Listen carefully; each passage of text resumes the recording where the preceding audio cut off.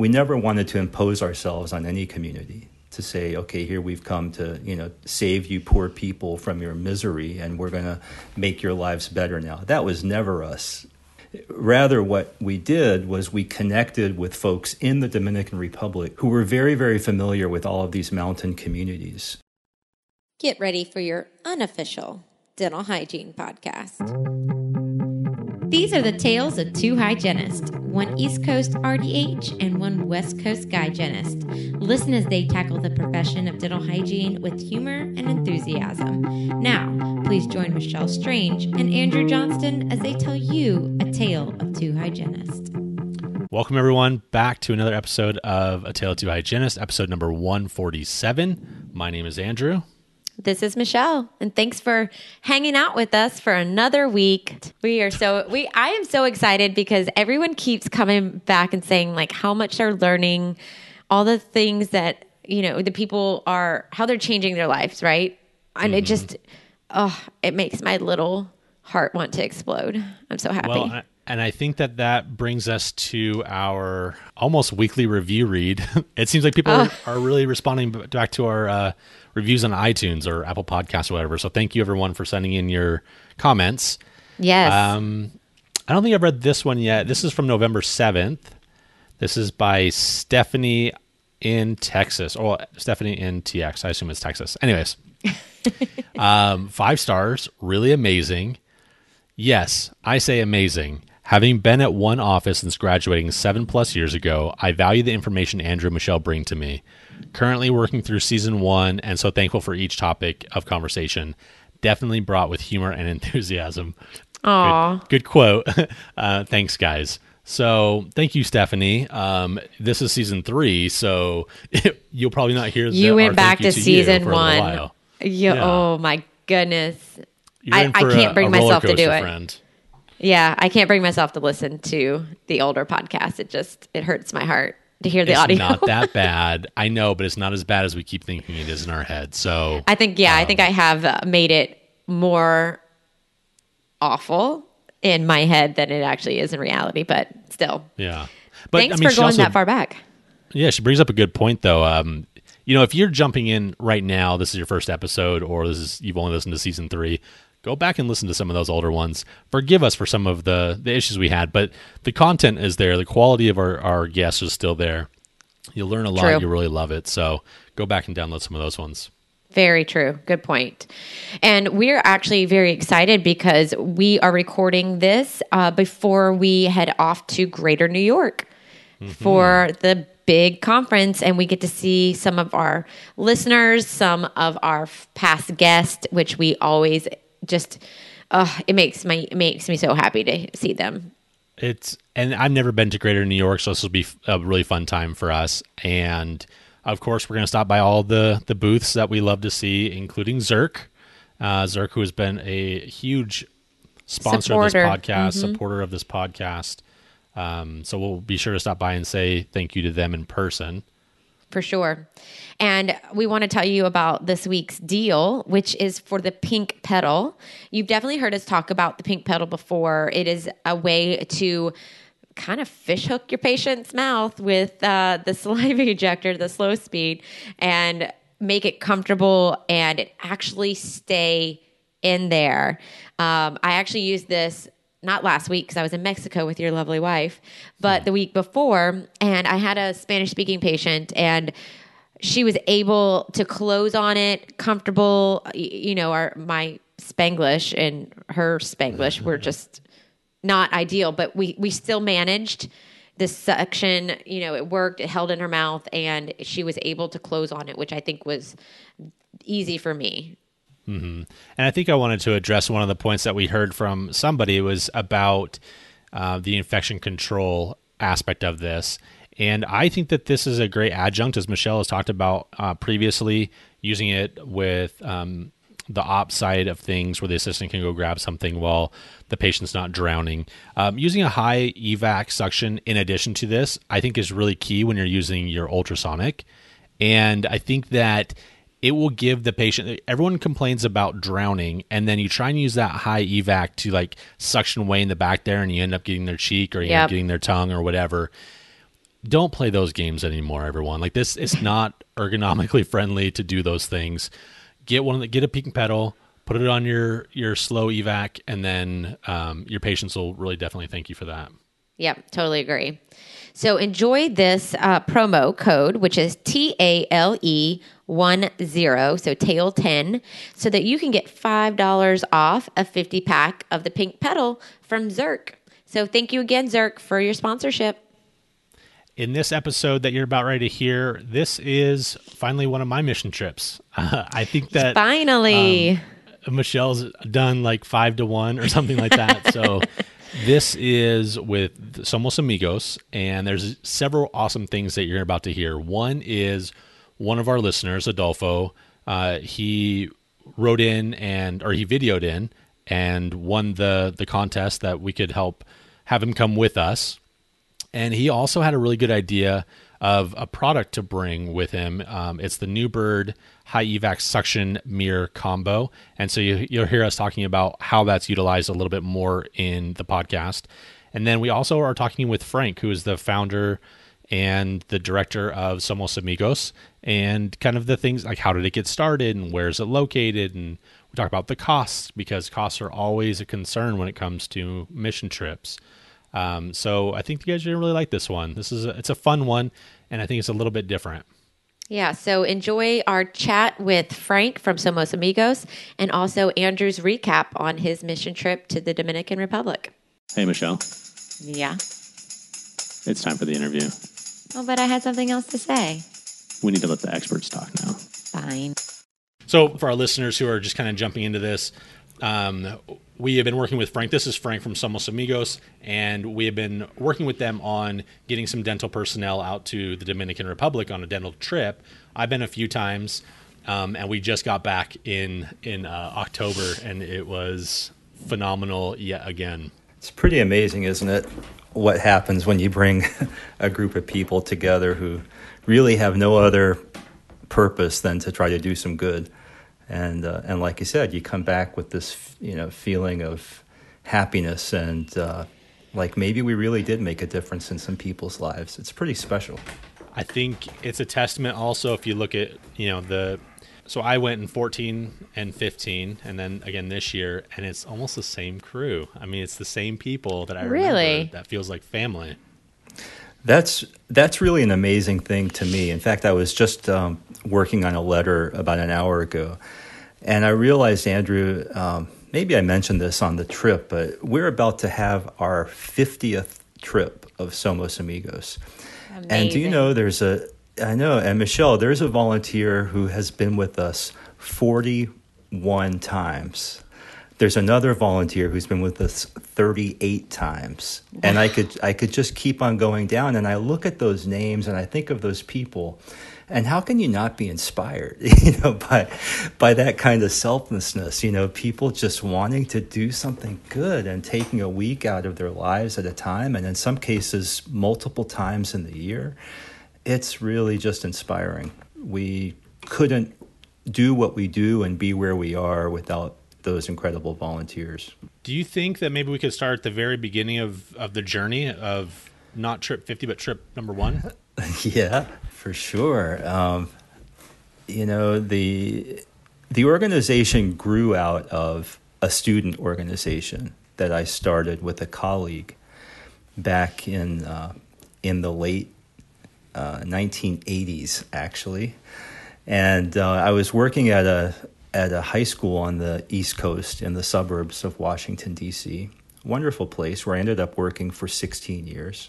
It was a beautiful high school. It happened to be an all-boys high school. And, you have to imagine this place, sitting on a 9-hole golf course and with beautiful buildings and facilities that would rival a college campus.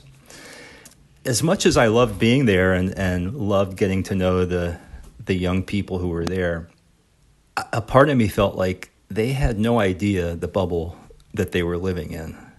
And so with a colleague, I started a service organization. We called it Somos Amigos, which means we are friends. So for basically 6 weeks in the summer between junior and senior year, we would bring the students to the Dominican Republic and do projects that were very much manual labor intensive. For example, building schools, building water systems. One summer we built a road to connect an isolated community. It was really hard work. Of course, I was much younger then, but it was tough work, literally with picks and shovels, and from our perspective, and thinking about this experience that we wanted to provide for the young people, there were a few fundamental principles that were important to us. One is we never wanted to impose ourselves on any community to say, okay, here we've come to, save you poor people from your misery, and we're going to make your lives better now. That was never us. And rather what we did was we connected with folks in the Dominican Republic who were very, very familiar with all of these mountain communities. And we asked the folks there to help us connect with communities who were already organized, who had already identified a need that they had, but that didn't have the means to make happen what they as a community felt that they needed. And so we would be introduced to communities and, be driven in a, old Land Rover to these, really remote places and sit and have meetings with an entire community would show up to meet with us. Yes, we were doing the funding, of course. That was what was going to make it all possible. But we also insisted that we weren't just going to sit back and provide the funding and not do any of the work. And so that's what we did. So, after a few years of doing this, I just kept encountering these situations that were terribly troubling, specifically people suffering with disease, with pain. And it was really, really hard for me to make sense of that. Why is it that I'll give you some examples, Andrew. You've heard these, but I still remember the haunting crying of a toddler all through the night after night while we were in this community, just crying and crying, and I couldn't figure out why this child was crying, and obviously in some kind of distress. Well, it turns out that he had been bitten by a spider, and the infection was just terrible. An infection that became so bad that he was in danger of losing his leg. So where are the antibiotics for someone like this? How is it that folks are so far away from any kind of health care that a little child has to suffer in this way? Another situation that I can tell you about, more specifically related to dental care, but this is after the clinic had been around for a number of years. A little boy, 13 years old, living in a really remote community, whose mom had died when he was quite young. He lived alone with his dad, just the two of them. But like in a lot of these little villages, the dad is out most days looking for work, whatever kind of work he can get, working on fields, doing whatever kind of manual labor. And so he'd be gone basically 6 days of the week, and this young boy taking care of himself at home, making his meals and getting himself to the school. Well, this boy, when he finally came to our clinic, had a tooth that had become so infected. The abscess was so bad that the infection just came through his cheek, and he had a hole coming from the inside of his mouth to the outside, oozing with pus.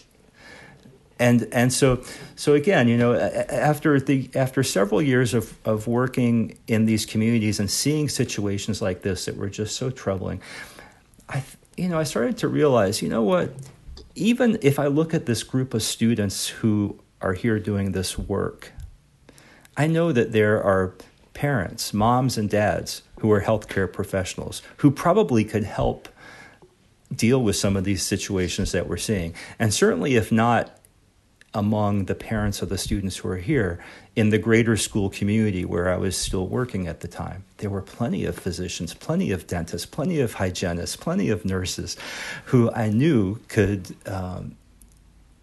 help some of these folks who were just in a bad place as far as healthcare goes.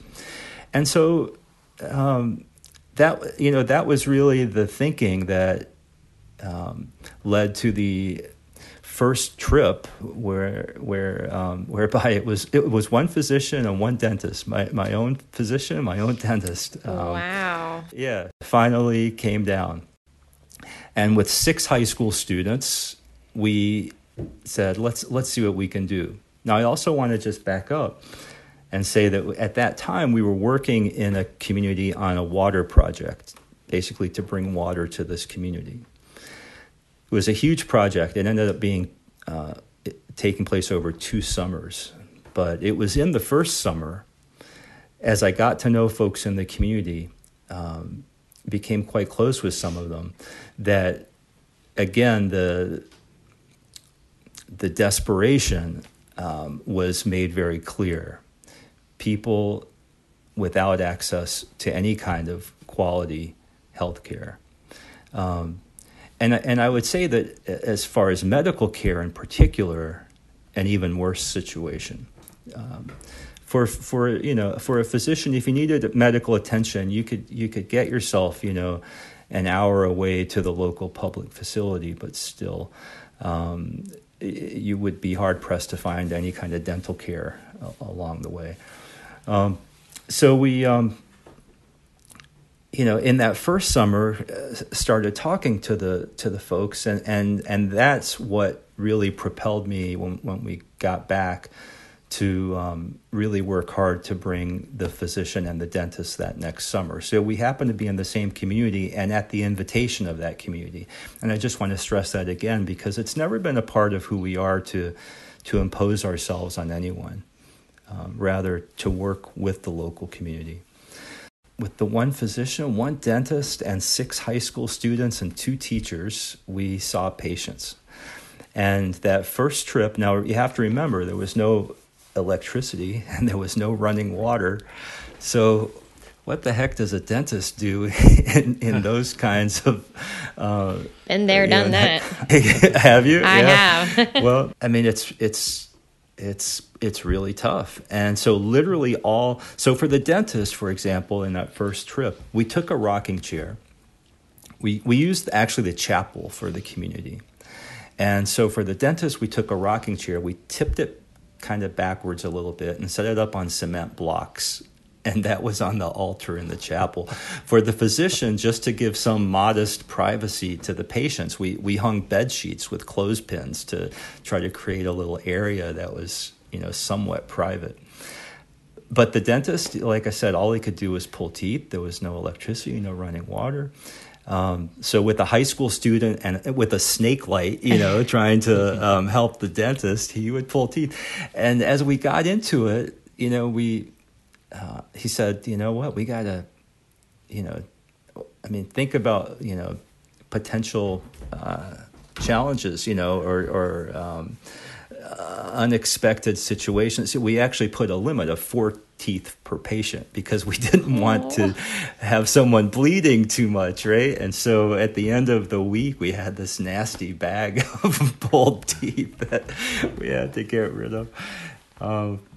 And the physician, saw his patients. We had some antibiotics. We really didn't know what to expect, but we came with a few things. But what happened then afterwards, we debriefed among ourselves and with the community. Okay, we've done this now. What can we do next time around? Let's say we come back next summer. How can we do it better? And so those kinds of, there are 2 questions that have really driven our organization from the start is, can we do better? can we increase the level of care that we offer? And can we take care of more folks? Can we treat more patients?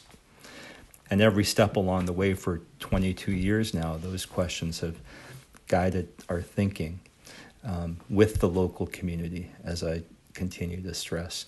So that's how we started, very modestly. And now, you fast forward all these years and we have 5 buildings. And in fact, the water that the community still gets is still the water system that was built by those high school students all those years ago. That's it's pretty fantastic. Cool. Yeah.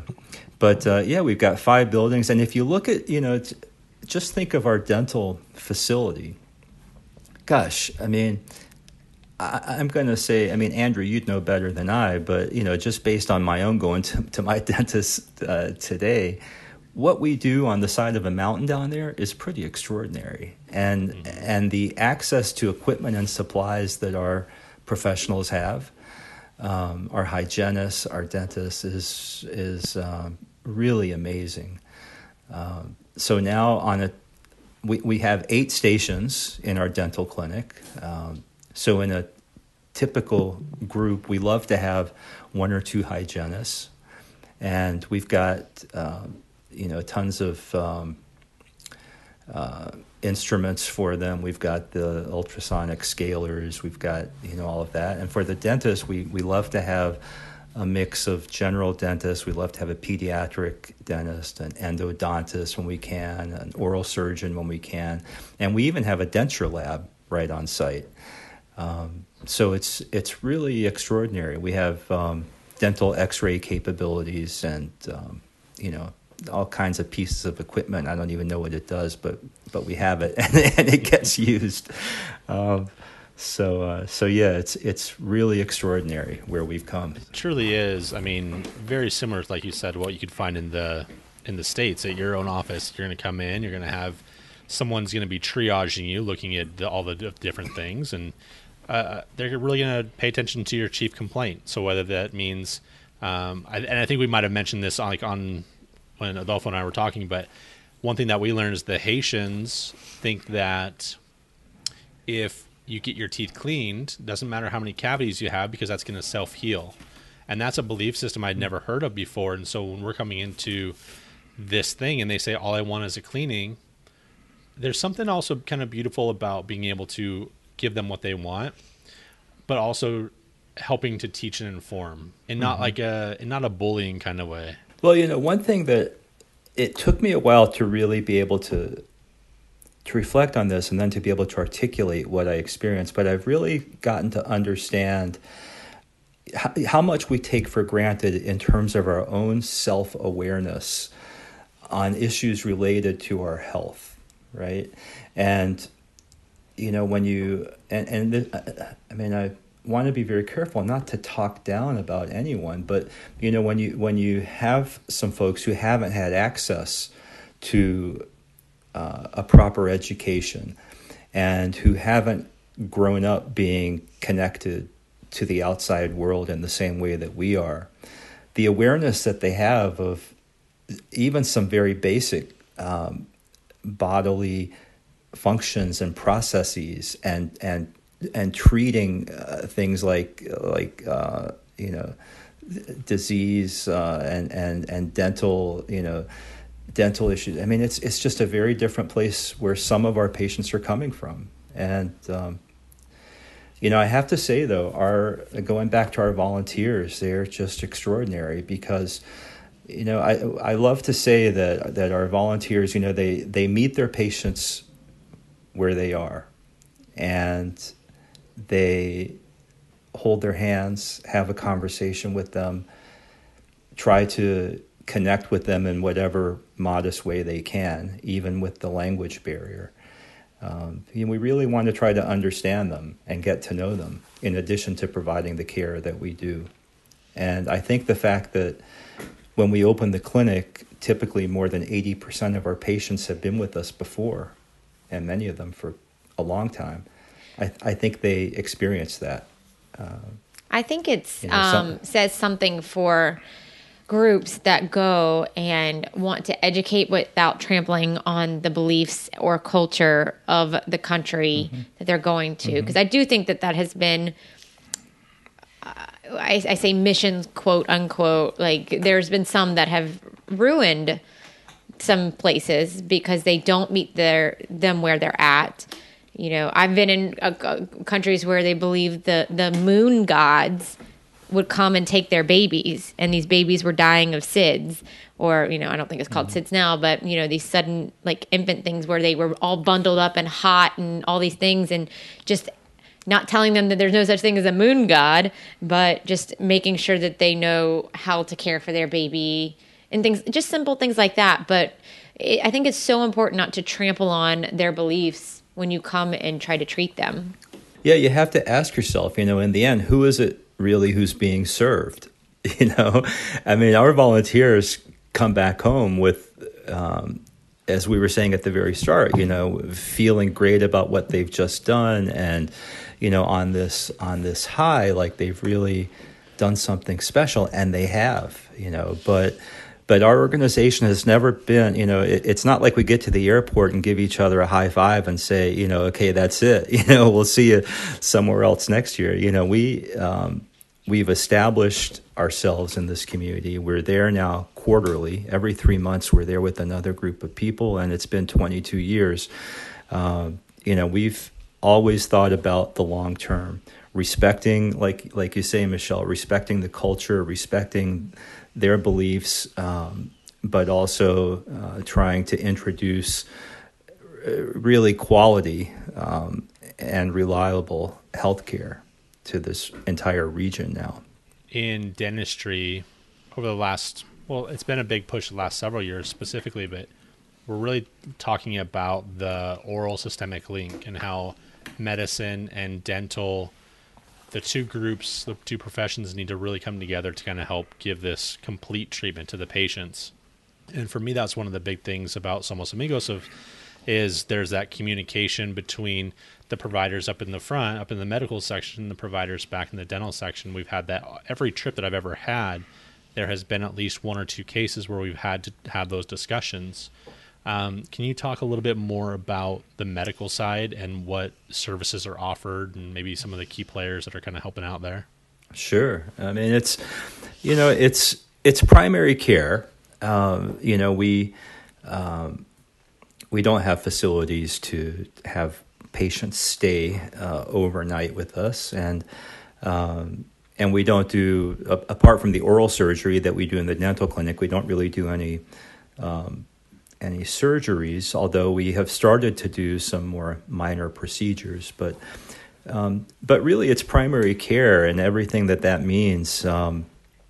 We have a lot of patients with chronic conditions that we provide their medications, we maintain them.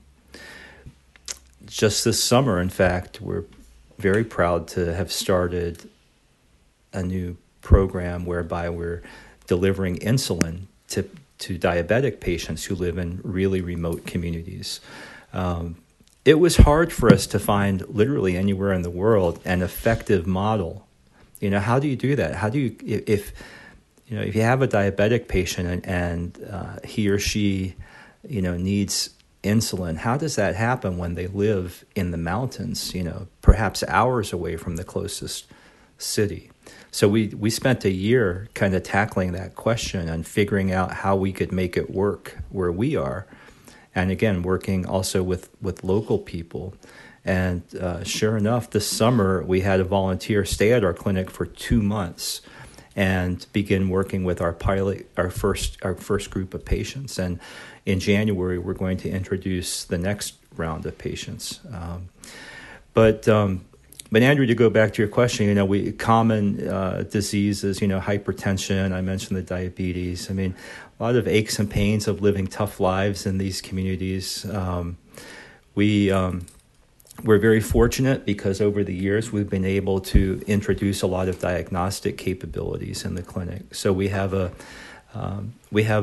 pretty robust blood lab. We can do, a couple dozen different tests on blood.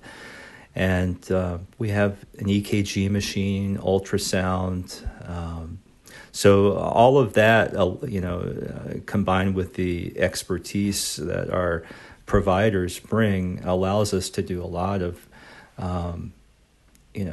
really good diagnostics right on site, and our pharmacy, would rival, my drugstore a few blocks away here. We don't just have one antibiotic; we have, several. We don't just have one of this; we have, so our providers really have access to a full range of medications, and of course our patients get all of that at no cost, and they get enough to last until we come back the next time.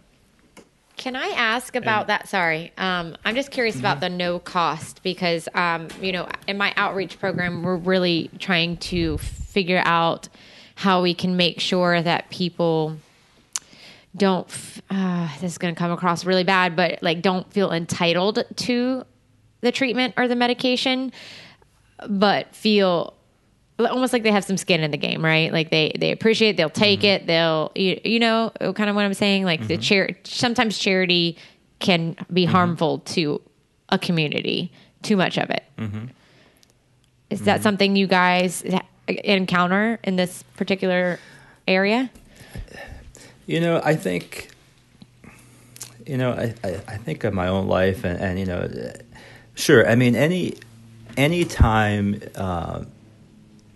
whatever the circumstances, you introduce, giving something away, right? There's always going to be someone who's going to take advantage, right? Even in the midst of poverty that is beyond our ability to understand, you're always going to find the outliers who are going to look for ways to take advantage. But I've never for a moment thought that, if I think back over these 22 years, that we have had problems with that. Can I say definitively, no one has walked out with their medications and maybe tried to sell them to provide food for their children? Maybe that's happened.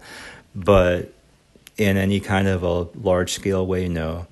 Like I said, more than 80% of our folks come trip after trip. We're maintaining them on their medicines. You combine what we know about them already with the fact that we are, doing all these other diagnostics things. We know if the medicines are working, right? So yeah, I mean, I hear what you're saying, Michelle, and I've known, I've met folks with lots of other really incredible organizations, and they have a different model, where they do ask people to make some contribution, even on a voluntary basis. But I don't know. From our start, that just wasn't the way that we did it, and it seems that what we're doing has worked for us for all these years.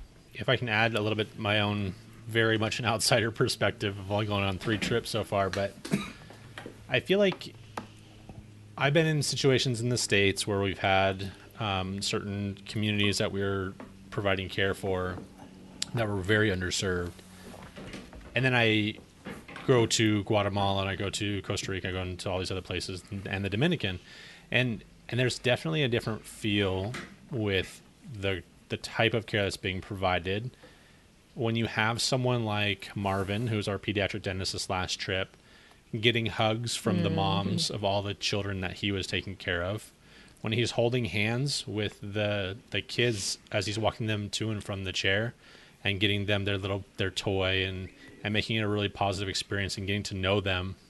When you have people like John, who's in the medical side, who's gone on I don't know how many trips where these people know who he is and he knows who they are.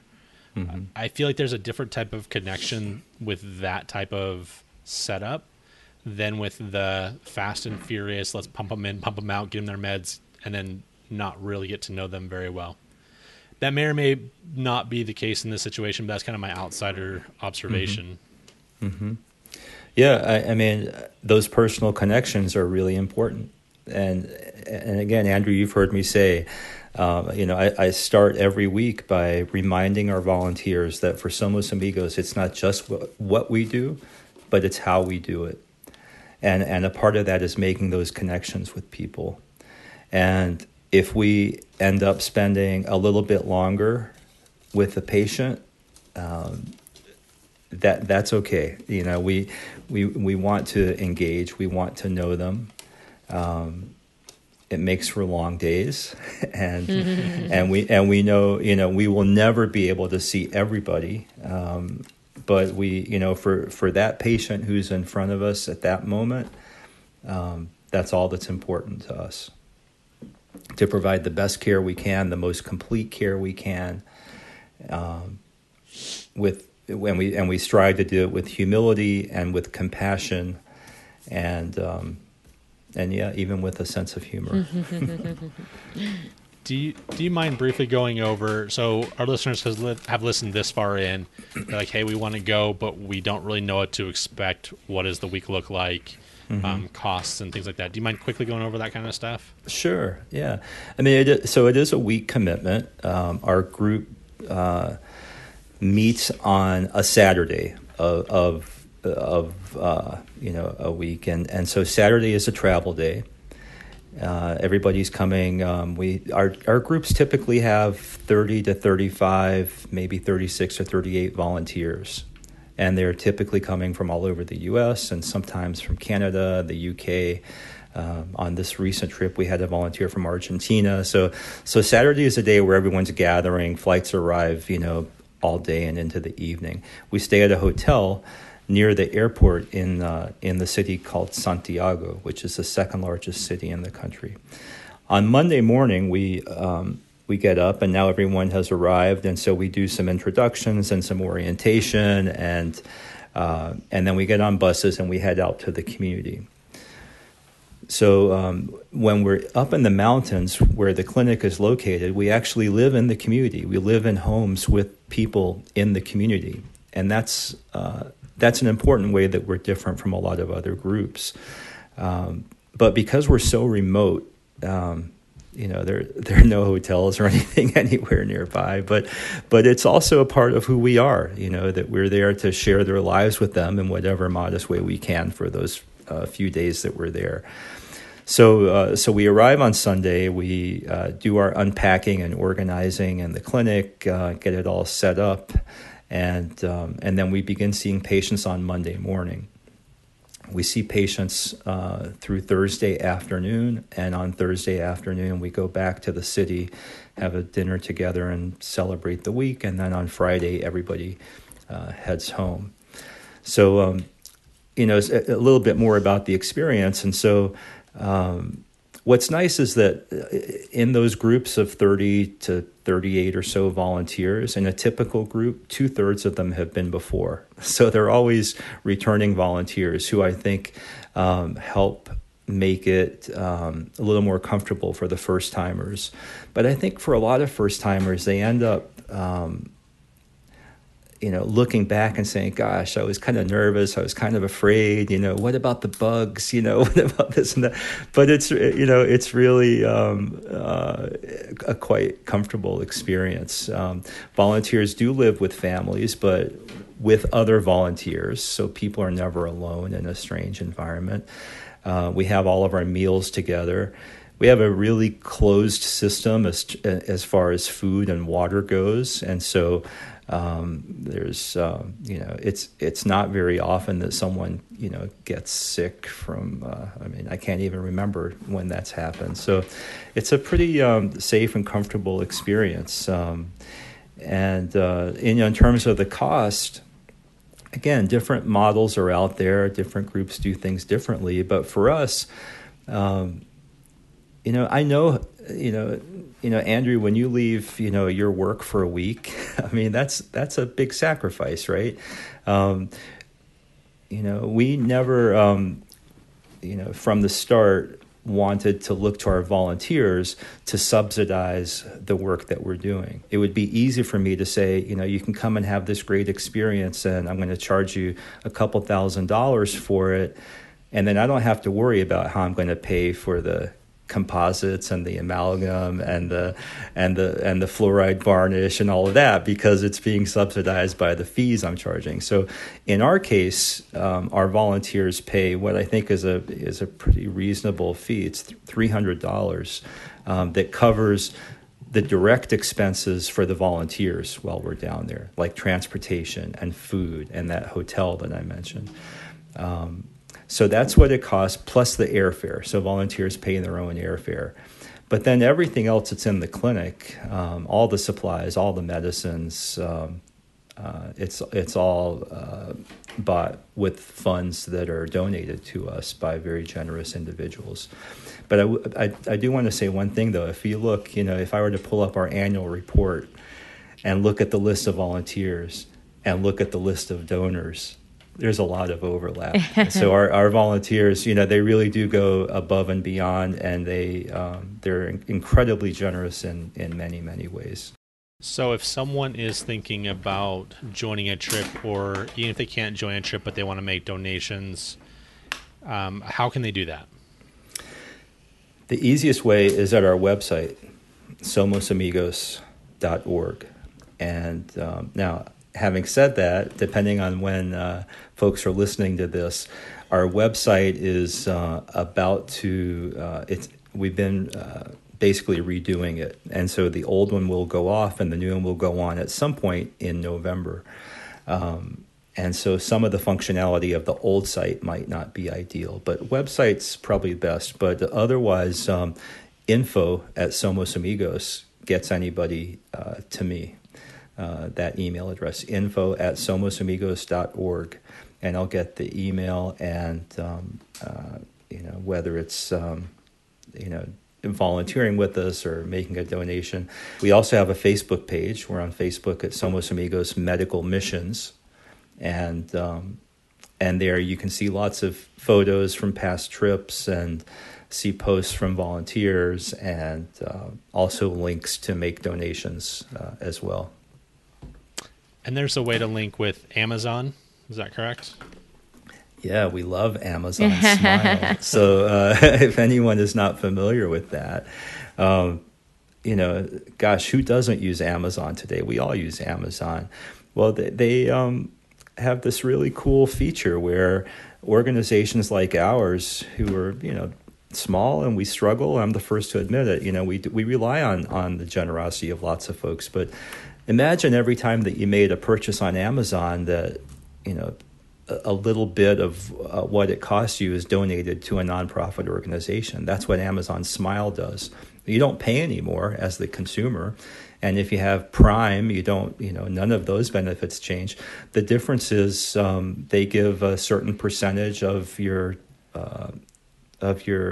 cost, whatever you're buying, to the organization that you've identified. It's really, really easy to do. The first time you do it, you just go to smile.amazon.com, or you just Google Amazon Smile. And if you've never done it before, the first time it's going to say, oh, looks like you haven't been here. What organization do you want to support? And you just look for Somos Amigos Medical Missions. And then once you've done it that first time, it'll remember you when you go back. And if you just go to Amazon instead of Smile, it'll say, are you sure you want to be here, or do you want to be at Smile and support your organization? Yeah. So that's a really easy way, to support an organization like ours.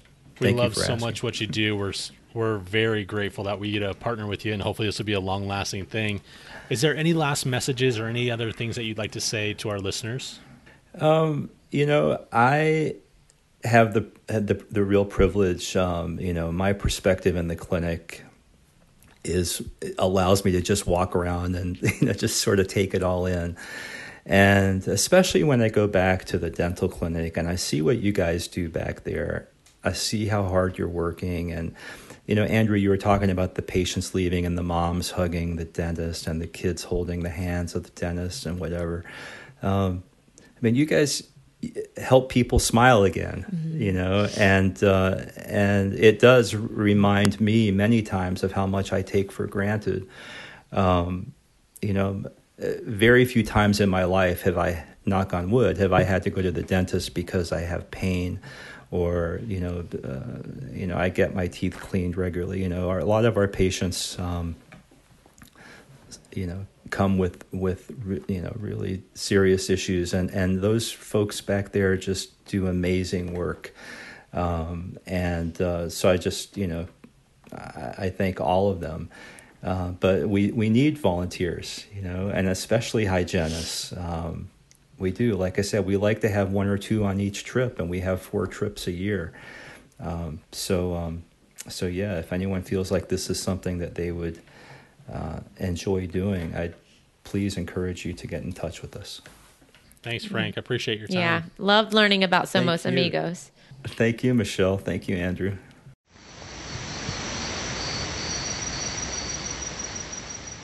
Like, what do you envision the population's going to look like? Well, I think like no other than Latino. Like, I'm expecting it like Mexico. I know it's not Mexico, but Right. just like I've gone to where my parents are from, El Pueblo. So just like they're just very welcoming, very humble, and just hearing their stories, and they're just gonna be happy to just have us, and I'm just gonna be excited. Yeah. Yeah. What do you think? I know you kind of heard a little bit what the clinic looks like, but like, what are you expecting it to be different than what you have at home? Well, I mean, I've worked in offices where it's not as prestigious, so I think just the basics. So having a chair, suction, I don't know. I can't picture a difference. So, well, I mean, I'm excited to see the clinic. So, Yeah. but I can't picture or think of a difference, if that makes sense. Yeah. Yeah. Well, and hopefully it's pretty seamless. Yeah. I think If it's functional, that's all that matters, right? If it's functional. it'll be functional. For sure. But just hearing that there is a section for dentures, I thought that was kind of cool. I would not able to imagine that a mission trip has a dedicated denture lab or endodontic. Think about how great that is for the populations, because how important is it to smile for getting a job, for your relationship with other people, whether it's truly they accept you more because you have a false tooth there, or the appearance of a regular smile, or whether it's your own self-confidence because now you have a tooth there. Exactly. There's so many things that are awesome with a healthy smile, and dentures. I wish there were more denturists that would go on mission trips, because that's definitely a needed thing. Or maybe even prosthodontists that could come and do that kind of stuff too. What do you think about all the people we had dinner with tonight? First, I was intimidated because there's just mostly in the medical background. I'm just like, I can't keep up with you guys at first, but then just getting to know them more, I was able to relax, and they seem pretty fun and pretty awesome. It's amazing how accomplished some of these people are. Exactly, yeah. I know. I feel the same way. I'm just like, I don't. They talked about Ed, the rocket scientist. Yeah. They talked about doing clinical trials on platelet research, and I'm like, that's incredible. Exactly. How do you even get involved in something like that? You have to be really good to want to get involved in something like that. Like their minds. Yeah. Yeah. But it also kind of goes to speak about, I guess, the level of dedication they have to their profession, and the kind of frustrations that sometimes I see. I mean, I know and I don't want to get you all discouraged, but some of the problems that I see with hygiene is this clock in, clock out. Like, they're only here to get a paycheck because it pays really well. They're not taking the time, and I know this isn't you, because we've had extensive talks today about patient education and how much you care about your patients. But I do see that a lot, and it's kind of frustrating for me when you have these people who, because they were so invested and have done so many awesome things, like, we could do that too. Exactly.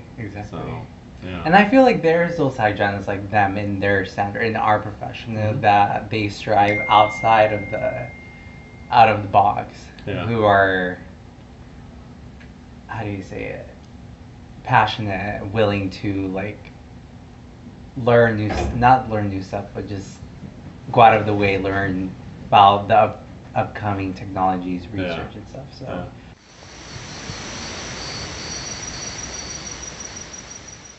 All right, so this is the end of the second day that we met, first day at clinic.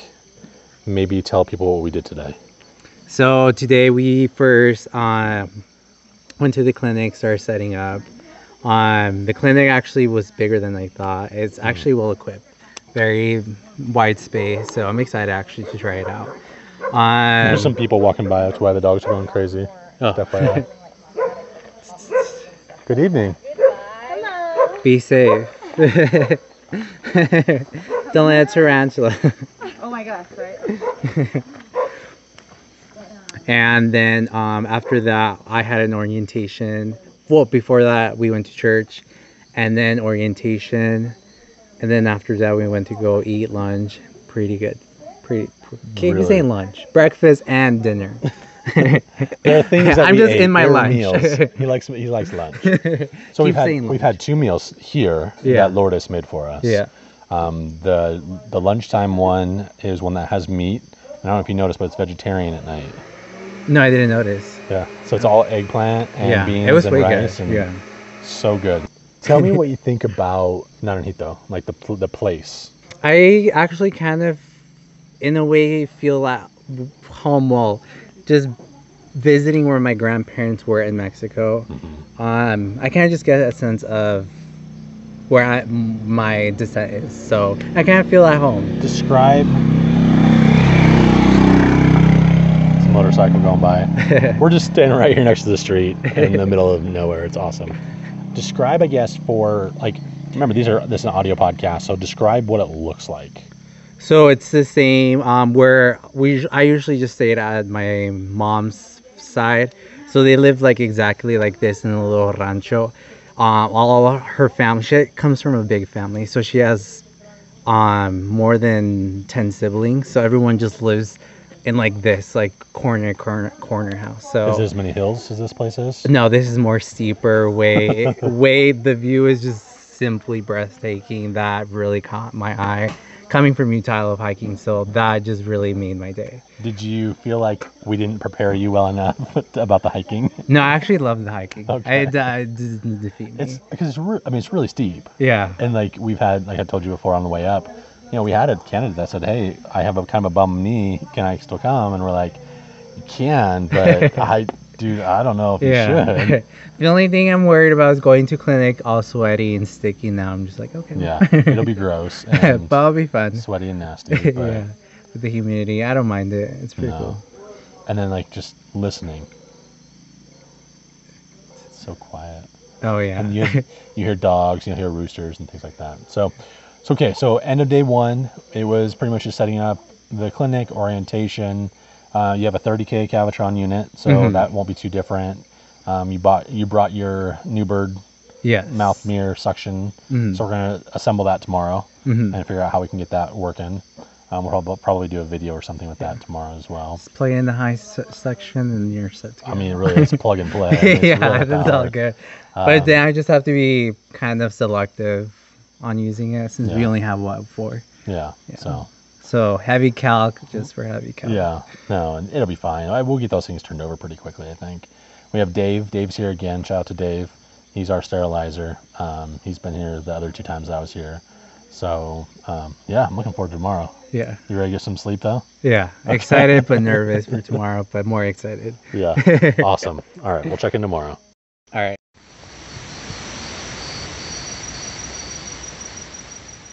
I can say this trip, for sure, something just reignited, and I know I'm going to go back to my practice and a new forefront. So I'm pretty excited on that. If you guys want to hear more about our trip with Adolfo, please tune into the bonus episode that will be released later on this week. Well, I really enjoyed hearing about your trip. I felt like I was there with you, so thanks for doing that. And we hope everybody enjoyed this week's episode. As usual, we encourage you to find us on Instagram, like our page, interact with us there, direct message me, share our story, share our page, whatever you want to do. Do it all. Love it. And then also you can find us on Facebook at A Tale of Two Hygienists. You can also go to our website, atala2hygienist.com. And you're welcome to send us a message there with the contact form, or you can send us a message at atala2hygienist@gmail.com. So thanks again for taking the time this week. Anything else, Andrew? No, I think that's it. I hope you guys enjoyed it. Awesome. Thanks a lot. Bye, everyone. Bye, y'all.